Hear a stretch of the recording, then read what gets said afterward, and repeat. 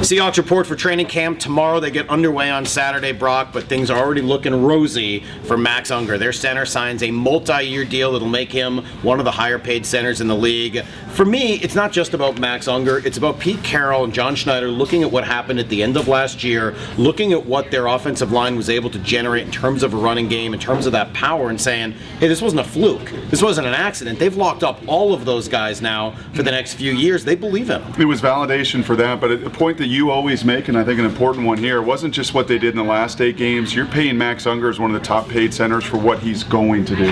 Not just for validating the realness of the last half of last season, but what is Max Unger going to be for you over the next 4, 5, 6 years? I think this validates Max Unger as the leader of that group. We asked him very specifically today when he joined the show, what does this do? Does this empower you more?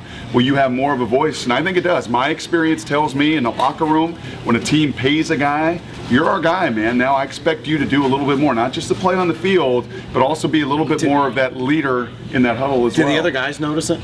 I think the other guys absolutely notice it and they respect it. And I think you look at Max Unger, most importantly, he paid his dues. You mentioned that this morning. He's had a number of line coaches. He's had injuries. He didn't come in here as the golden child to save the day. He had to come back. He had to earn it. He had a tremendous year. And now add him to the list of Red Bryant, Marshawn Lynch, the number of guys that we've seen this organization pay for the production in the past, but also forecasting to the work ahead. This team seems very, very committed to running the football first and foremost. It takes an offensive line. They've now got their guys under contract for the next few years. Now time to go out there and make it happen this weekend.